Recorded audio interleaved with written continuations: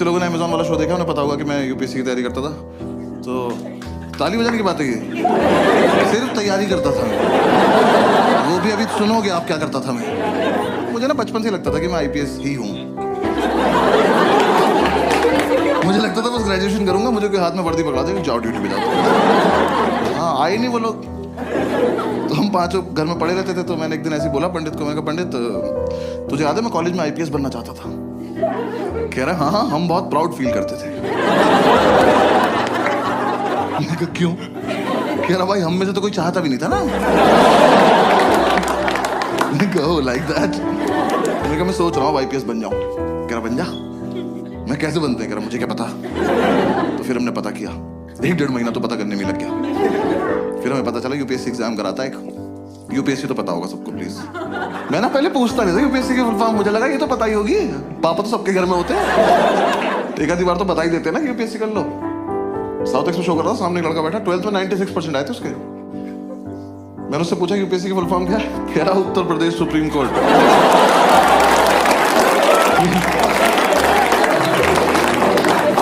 मैं कहा खड़े हो जाओ बेटा, भाग के जाओ, सीबीएसई को 20% वापस कर जाओ।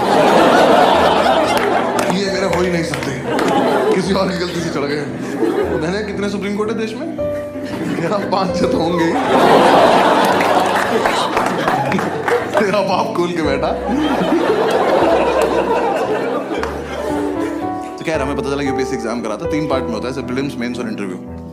तो मैंने इंटरव्यू की तैयारी शुरू कर दी। मैं कहा ये कर लेते हैं, ये तो हो ही जाएगा, इसमें क्या है, फेस टू फेस देखते हैं क्या बात करेगा ये। तो 5-6 दिन मैंने फेसबुक से तैयारी करी इंटरव्यू की। नहीं guys I am explaining, Facebook पर क्वेश्चंस आते थे उस टाइम, ठीक है ना। हाँ और हाँ ग्रुप्स में हर जगह आते थे, और हंसने की कोई बात नहीं इसमें, क्योंकि बहुत टफ क्वेश्चन होते थे वो। हाँ ऐसे इंटरव्यूइंग ऑफिसर आपसे बोले कि खिड़की से कूद जाओ, तो खिड़की पे चढ़ के अंदर कूदना है। हाँ वहां चूते की तरह जान नहीं देते नहीं अपनी। पता चला वो लिख रहा आपका सिलेक्शन, मर गया क्या ये वाला भी? सुबह से 4 मर गए यार। क्वेश्चन बदलना पड़ेगा। ऐसे तो 10-12 क्वेश्चन थे, मैंने सारे रट लिए। मैं कहा चलो इंटरव्यू तो हो गया, घर पे बता दिया इंटरव्यू तो हो गया। इन चारों ने अपने अपने घर बता दिया बस एक इंटरव्यू हो गया। फिर इंटरव्यू के बाद मैंने प्रीलिम्स की तैयारी शुरू करी। प्रीलिम्स की तैयारी से जस्ट पहले मुझे किसी ने बताया कि अकेले रह के होती है, ऐसा झुंड में नहीं रहना होता है। मैंने इन चारों को बोला कि मैं अकेले रहना चाहता हूँ। इन्होंने मुझे बाहर निकाल के गेट बंद कर लिया। लेकिन मैंने तुरंत थोड़ी ना कहा था। कह रहे नहीं हम निकल, अब आईपीएस बन के आई हो। मैं भी ठीक है आके अरेस्ट करता हूँ तुम सब। तो हमारे उस फ्लैट का नाम 5 स्टार था, तो मैंने अपना एक स्टार उतार लिया उसमें से। मुझे तो कंधे पे भी लगाना था ना अभी जाके। तो किसी ने बताया तैयारी मुखर्जी नगर में होती है, मैं वहां चला गया। जो लोग नहीं गए कभी मत जाना, और जो लोग वहां रहते हैं बताना मत। ऐसे एक रोड है सीधी, बस वही है। उस पे यहां से वहां तक अखबार और किताबें बेच रहे लोग। तुम ऐसे शुरू में जाके एक तिल्ली मार देना,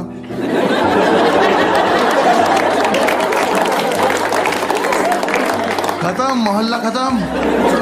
और इतना मोमोज है ना उस रोड पे, पता नहीं कहां से आ रहा है। सरकार सब्सिडी पे दे रही है, जमीन से निकल जा रहा है। वहां चलते चलते पैर के नीचे मोमोज आ जाते हैं यार। जोर से सांस लो मुंह में आ जाता है कि अरे मेयो लगा के दो ना, क्या कर रहे हो? और तुम्हें नहीं पता कौन तैयारी कर रहा है, वहां सब कर रहे हैं। जिसका एग्जाम नहीं निकलता वो मोमोज लगा लेता है। जाके देखा मैं जगह तो बहुत मनहूस है, पर कोई बात नहीं, सैक्रिफाइस कर लेंगे, आईपीएस तो बनना है। जाके ब्रोकर से बात करी, एक तो दिल्ली के प्रॉपर्टी डीलर, इतने ओवर कॉन्फिडेंट लोग हैं यार, ये आपको बेच देंगे आप ही को, कि कैश यहाँ रख दो, हाँ जाओ बेटा खुद के साथ जाओ, खुश रहना बेटा ठीक है। मैंने कहा सर एक रूम देखना है। कह रहा आपको ऐसा रूम दिखाऊंगा मजा आ जाए। आप पर्सनल क्यों हो रहे हो? सिर्फ रूम दिखाओ, मजे मैं ले लूंगा। रूम दिखाने ले गया, सारी बिल्डिंग एक जैसी, कभी भी गिर सकती हैं, और लिफ्ट का कॉन्सेप्ट नहीं हुआ। हम एक बिल्डिंग में घुसे, हम सीढ़ी चढ़े और हम चढ़ते ही रहे। 3 घंटे बाद मैंने इसका हाथ पकड़ लिया। मैंने कहा ब्रोकर भैया मजा नहीं आ रहा।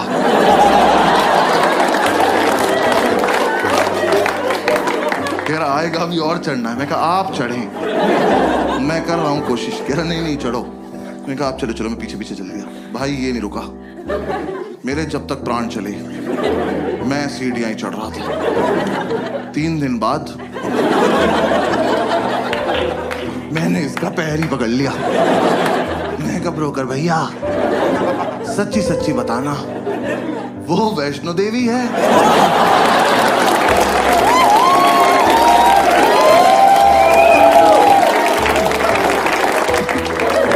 यहां तक आ ही रहे थे तो कटरा पे चाय पिला देते एक बार। अब अगर इससे ऊपर जाना है ना 2 पिट्ठू मंगा लो प्लीज। अब मैं अपने दम पे तो नहीं चढ़ पाऊंगा। मेरे दोनों घुटने खुल गए यार।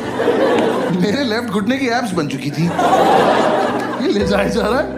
कहा मैंने आपसे ये थोड़ी ना कहा था मुझे एक रूम दिखाना और हत्या कर देना मेरी। अबे ये रोज करना पड़ेगा। यूपीएससी छोड़ो इसकी तैयारी कराओ पहले। भैया जो दिखाना यही दिखा दो। भैरव बाबा तक नहीं जाएंगे।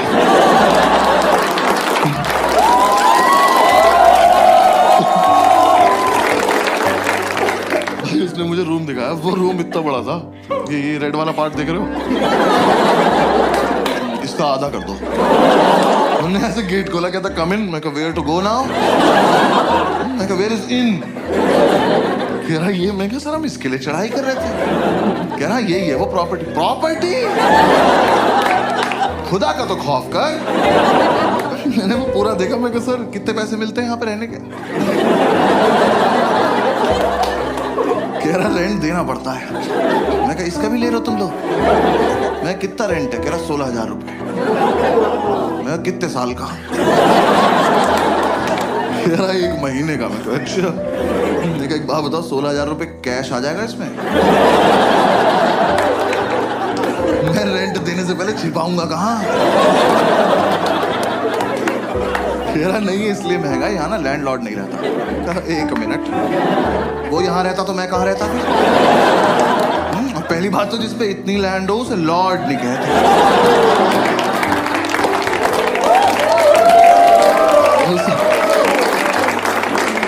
उसे लैंड पे ही छोड़ देते हैं। तो कह रहा नहीं बिल्डिंग में लैंडलॉर्ड नहीं रहता है। तो यहाँ ना तुम किसी को भी ला सकते हो। आप फिर पर्सनल हो रहे हो यार। कौन मानेगा यहाँ आने को? किस पे होती 4 दिन की छुट्टी? कि पहले 3 दिन चढ़ाई करे, फिर मौत से उबरे, फिर इस प्रॉपर्टी पे आए। और यहाँ कुछ भी होगा कैसे ये तो बताओ। कैसे करेंगे? आओ करके बताओ मेरे साथ आज। कहाँ में से पोशंपा में खड़े जाएंगे आप निकल जाना। सर कोई ढंग का रूम दिखा दो प्लीज। 4 दिन से साथ हैं हम लोग। किराओ बराबर वाली बिल्डिंग में दिखाता हूँ। मैंने कहा हाँ और इस बार मैं नीचे से देखूँ। आप ऊपर जाएंगे फोटो भेज देंगे। मैं सीढ़ी नहीं चढ़ूंगा। फिर हम इस बिल्डिंग से नीचे आए पैराग्लाइडिंग से। नीचे उतर के 2 मोमोज कुचले। फिर समझ में आया तो सॉफ्ट लैंडिंग के लिए रखे हुए इन्होंने।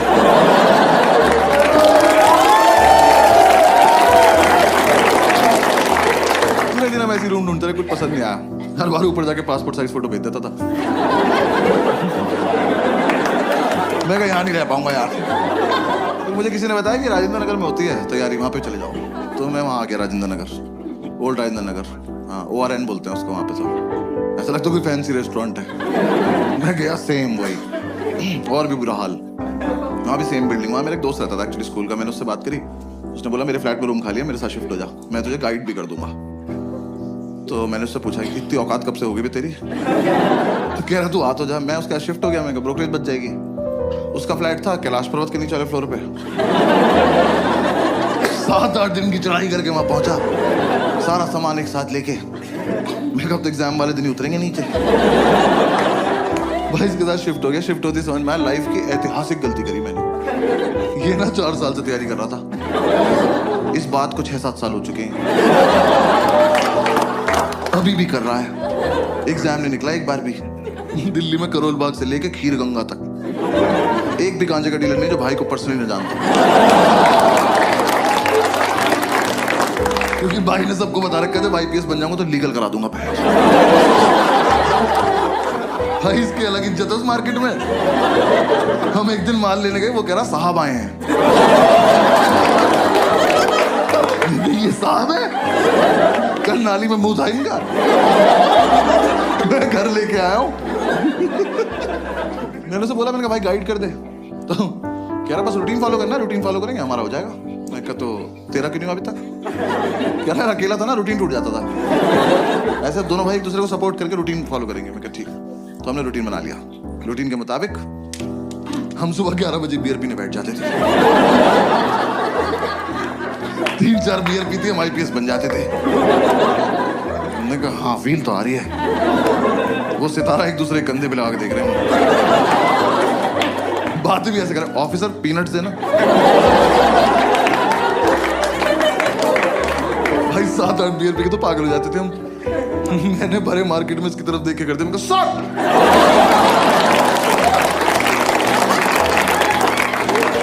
आसपास वालों के मोमोज गिर गए। कौन है ये? तो बॉक्सर्स में सैल्यूट मार रहे। यार हम एक दिन नशे में खड़े हुए ऑटो वालों के पास जाके उनका चालान काट रहे थे ओवर स्पीडिंग का। वो कह रहा हूं खड़े हैं ना, कभी तो करी होगी, कानून से कुछ नहीं छिपता। एक तो साला हम आईपीएस बन के भी चालान काट रहे थे।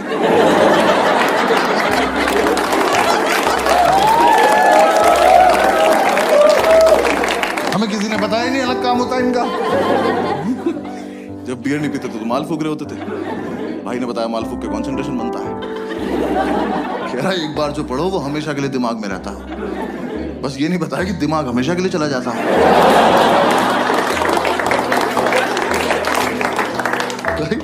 मैं फूक के पढ़ने बैठा, मैंने कॉपी पे डेट डाली। एक तो मैं 26 साल का था उस वक्त। मैंने डेट क्यों डाली? कौन मेरी कॉपी चेक कर रहा है? और मैंने डेट डाली 10 फरवरी 1990। मैंने अगले दिन अपनी कॉपी देखी, मैंने मैं कब से पढ़ रहा हूं भाई, इतना ज्यादा सिलेबस है क्या इसका? पूरे साल हम ये रूटीन फॉलो करते रहे।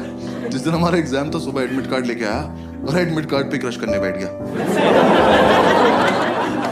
मैं कहा यार कुछ तो शर्म कर ले, तेरे पापा का नाम लिखा है इसमें।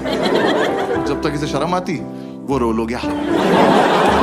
हमने फूक लिया, अब जाने का मन नहीं कर रहा। फिर हमने एक दूसरे को समझाया कि जाना तो पड़ेगा, देश को हमारी जरूरत है।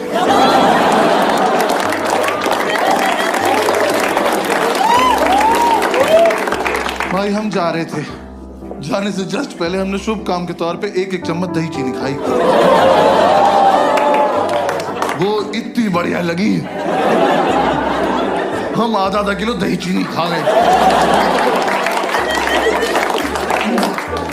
दही खा के नींद आ गई, और फिर जाने का मन नहीं कर रहा। फिर हमने एक दूसरे को समझाया कि देश को हमारी इतनी भी जरूरत नहीं है, अगले साल चलेंगे। हमें लगा हाँ वैसे भी इस साल इतनी अच्छी तैयारी भी नहीं है कि रैंक 1 और रैंक 2 आ जाए।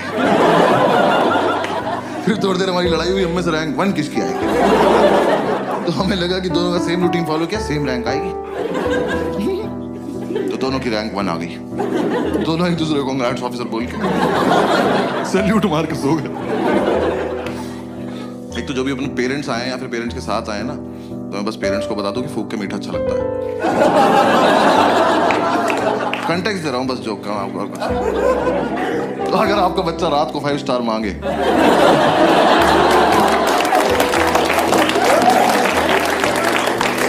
तो वो क्यूट नहीं है, भंड घूम रहा घर में।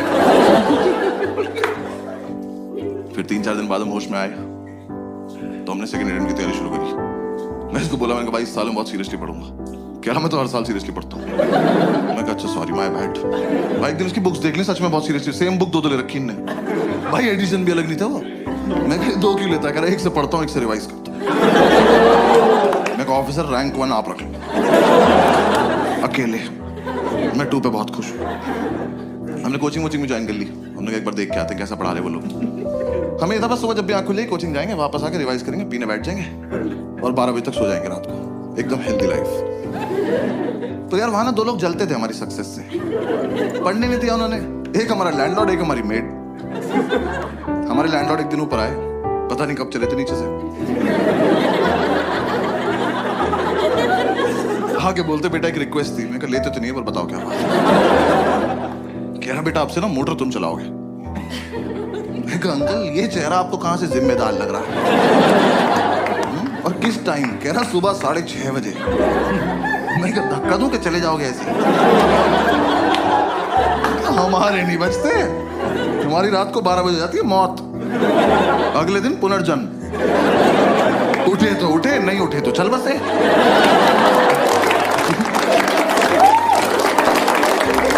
क्या ऐसे बीच में नहीं उठते हम? कह रहे नहीं बेटा समझा करो, हम बुजुर्ग हैं। मैं कहा हमने थोड़ी किया है, हमारा क्या कंट्रीब्यूशन है इसमें? तो खैर मोटर तो पता है ना सबको। आपको पता है ना मोटर? हाँ बस ठीक है। दिल्ली में तो पता होता है भाई मुझे। मैं मुंबई वालों को नहीं पता मोटर। पता नहीं सारे बाल्टी से समुद्र से भर के ला रहे हैं क्या? मैं मुंबई में शो कर रहा, सामने एक बंदी बैठी थी, व्हाट इज अ मोटर? मैंने बहुत जेन्युइनली पूछा, मैंने कहा मैम आपको मोटर नहीं पता? कहती नहीं। मैं कहा आपके घर पानी कहाँ से आता है? केरी टैप से। यार मुझे इतना रईस होना है बस कि 1.5 मीटर के बाहर का सोच ही ना पाऊं। जो हो रहा है यही हो रहा है। ये देखो टैप चलाई पानी गिर गया, यही। कहाँ से आया पापा सोचेंगे। तो खैर हम ये मोटर चलाने का टास्क ना लेने नहीं वाले थे, पर ये भाई को ज्यादा फील में था। कह रहा भाई ये टास्क हमारे लिए बहुत इंपॉर्टेंट। मैं कहा प्लीज इलैबोरेट। कह रहा देख अगले साल से तो ट्रेनिंग पे जल्दी उठना ही है।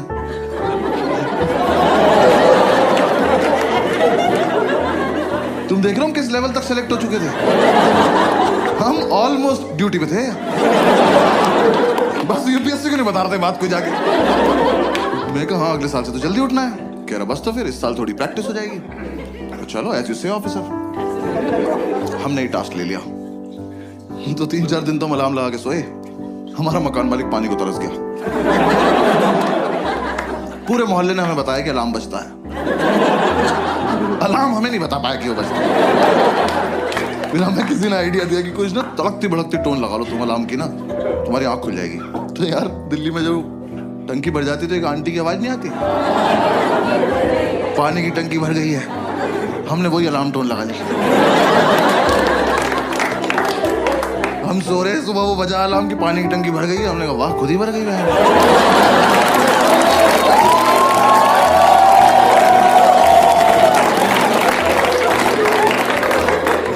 मिरेकल बोल के सो जा रहे। फिर हमें लगा एक मुर्गा पाल लेते हैं।